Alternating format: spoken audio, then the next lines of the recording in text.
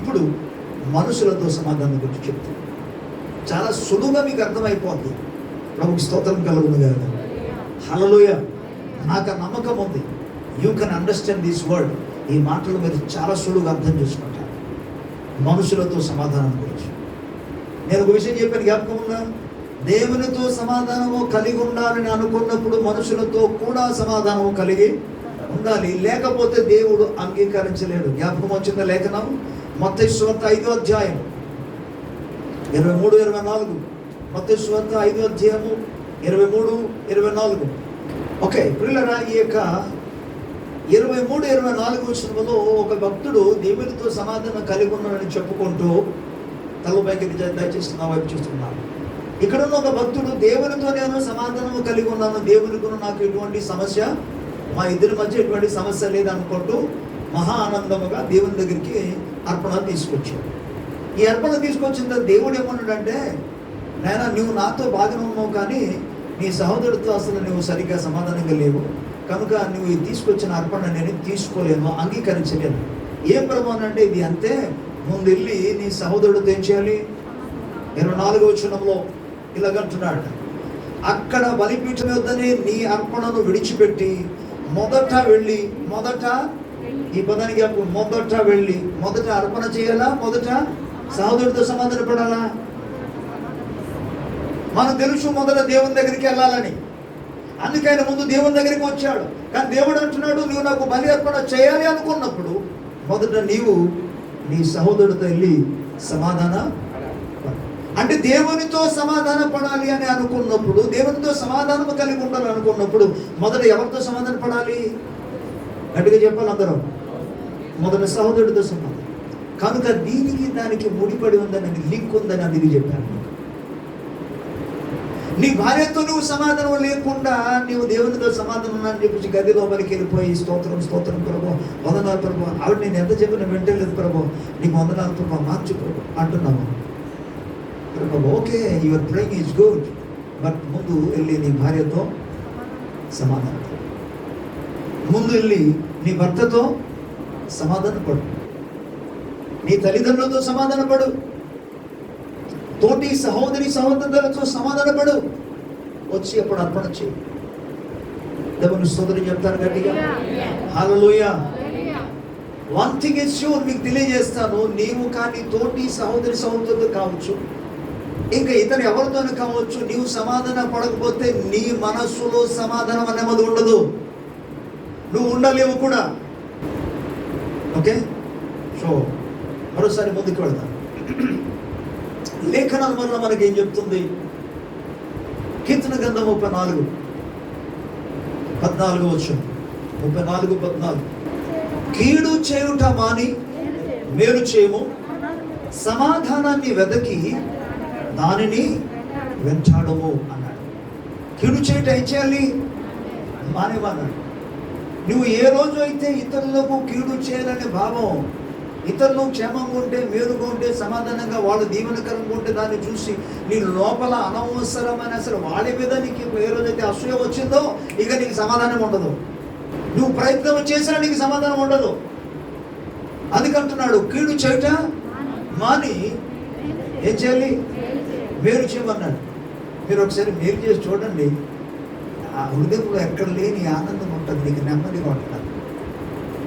కానీ ఇతరుల పట్ల ఏదైనా సరే, వారు మనకి ఏదో చేశానని, కానీ మనం వారి పట్ల ఏమని ప్రతికూలమైన భావం కలిగి ఉంటే నీకు సమాధానం ఏమాత్రం. అందుకే కింద భాగాలు ఏమన్నాడు తెలుసా? సమాధానాన్ని వెదకి దాన్ని వెంటాడు.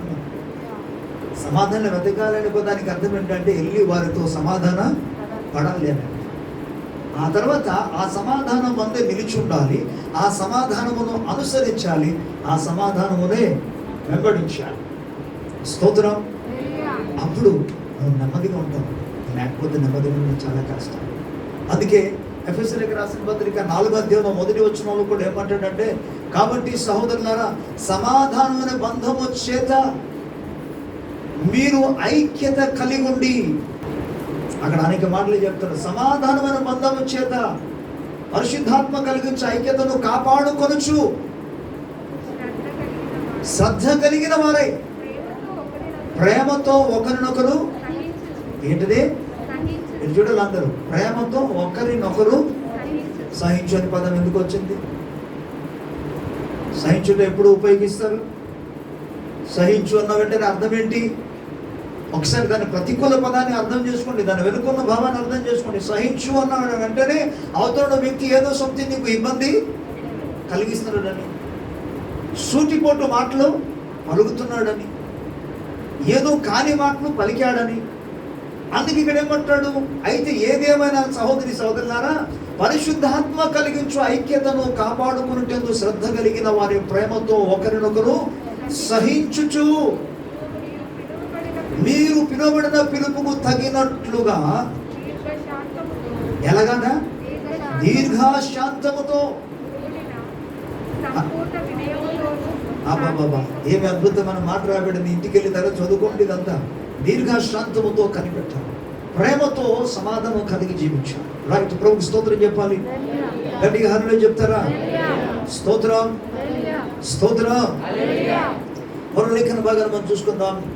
సమూయేలు మొదటి గ్రంథం 18వ అధ్యాయం 10వ వచనం. సమూయేలు మొదటి గ్రంథం. ఇది చాలా అద్భుతమైన ఉదాహరణ, అర్థమవడానికి చాలా చక్కటి లేఖన భాగం ఇది.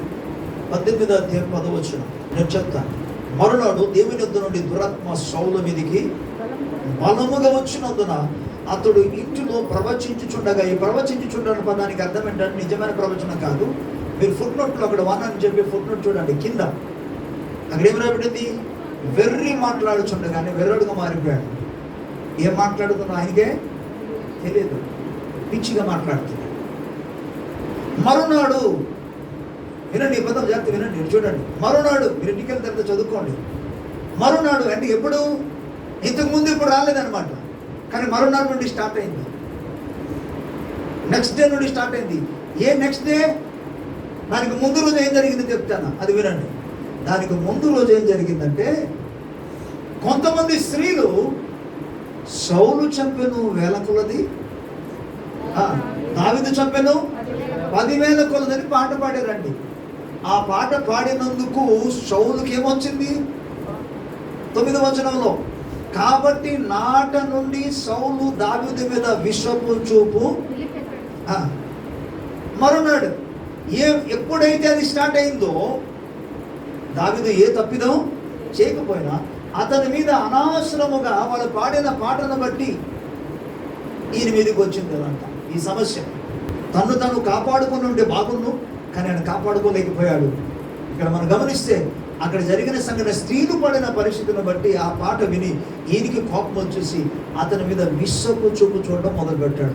మరునాడు అక్కడే ఇప్పుడు చెప్పండి. మరునాడు అంటే ఏంటో మరునాడు? ముందు రోజు ఒక విషయం జరిగింది. ఆ సంఘటన ఏంటంటే ఒకరి మీద ఆయన విషపు చూపు పెట్టడం మొదలు పెట్టాడు. మరునాడు ఈయన మీదకి దురాత్మ వచ్చింది. దురాత్మ వచ్చిన తర్వాత ఇప్పుడు సమాధానంగా ఉన్నాడా? వినండి, తోటి సహోదరుల మీద నీకు ఒకవేళ ఏదైనా వారి మీద నీకు ఒక చిన్న కోపం వచ్చిందంటే, హలో అందరూ వింటున్నారా? వారి మీద నీకు ఒకవేళ ఎటువంటి కోపము కానీ విరోధమైన భావము నీలోనికి వచ్చిందంటే, నీ లోపల ఉన్న సమాధానం అంతా కూడా పటాపంచలైపోయినట్టు. It is gone. ఏమేమిట్లదే జరిగిందో అతని మీదకి దురాత్మ వచ్చింది. ఇక చెప్పండి, దురాత్మ వచ్చిన తర్వాత మనసులో సమాధానం ఉంటుందా? నెమ్మది ఉంటుందా? ఇక హాయిగానే ఉండగలడా? మళ్ళా అతనికి బాగు చేయడానికి దావీదే వచ్చాడు. ఈయన సితారాను వాయిస్తే మళ్ళీ దురాత్మ వెళ్ళిపోతుంది. కానీ ఈయన మనసు, వినండి జాగ్రత్తగా, చాలా మందిలో ఉన్న తేడా మీకు చెప్తున్నారు. స్వభావాలు వేరు, దెయ్యాలు వేరు. దెయ్యాలు వచ్చి వెళ్ళబడితే వెళ్ళిపోతాయి. స్వభావాలు మార్చుకోవాలి. అందుకే దేవుడు అంటాడు మనస్సు మార్చుకోమంటాడు. ఇక్కడ ఉన్న సంఘటన బట్టి మీకు చెప్తాను, జాగ్రత్త వినండి. సౌలు మీదికి దురాత్మ వచ్చినప్పుడు దావీదు ఏం వాయిస్తున్నాడు? వీణ వాయించాడు. వీణ వాయిస్తే అది దెయ్యం కాబట్టి, దురాత్మలు కాబట్టి ఏమయ్యాయి? బైబిల్ మీరు చదవండి, దెయ్యాలు లేకపోతే దురాత్మలు పారి, కానీ అతను ఏముంది? దురాత్మలు అయితే వెళ్ళిపోయాయి. కానీ విషపు చూపు, దావీదు పట్ల విషపు చూపు అనే స్వభావం అతనిలోనికి ఉంది, అతనిలో ఉంది. ఇప్పుడు అది బయటికి వెళ్ళటం లేదు. అందుకే ఎన్నిసార్లు వాయించినా, ఎన్నిసార్లు పాస్టర్ గారి దెయ్యాలు వెళ్ళగొట్టినా, హలో అర్థమవుతుందా? స్వభావాలు మార్చకపోతే మరలా సేమ్ కండిషన్. ఏ రోజైతే స్వభావాలు మార్చుకుంటారో, నేను నిజం చెప్తున్నాను, అప్పుడు నెమ్మది కలిగి ఉండగల, సమాధానము కలిగి ఉండగల. దేవునికి స్తోత్రం. గట్టిగా హల్లెలూయా ప్రభువుకి చెప్దామా? పిల్లలారా, అందుకే నేను చెప్తాను, ఇతరుల పట్ల నీకు ఒకవేళ ఎటువంటి చెడు స్వభావం కానీ, ఎటువంటి కోపము కానీ, ఎటువంటి యొక్క అసూయ కానీ, ద్వేషము కానీ నీలోనికి వచ్చిందంటే వాడి సంగతి పక్కన పెట్టండి. నీకు సమాధానం అసలు ఉండనే ఉండదు. నువ్వు సమాధానము కలిగి ఉండలేవు, జీవించలేవు.